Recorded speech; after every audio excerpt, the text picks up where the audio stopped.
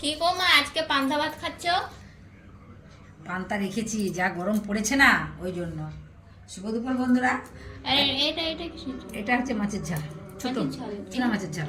আর এটা শাক, বিভিন্ন রকম শাক আছে। আর এটা হচ্ছে বরবটি ভর্তা করেছি। আচ্ছা, বড়বড়ি বন্ধুরা এত গরম পড়েছিল, এই জন্য আমি কালকে পান্তা ভাত রেখেছিলাম। আর আজকে আমাদের এদিকে মেঘলা মেঘলা মেঘলা করছে। মেঘলা। কিন্তু কি করব, ভাতটা তো রেখেছি, খেয়ে নি, তাই না? ভাত ফেলতে তো মায়াই লাগে। বেচারা মা গরমের জন্য রেখেছিল।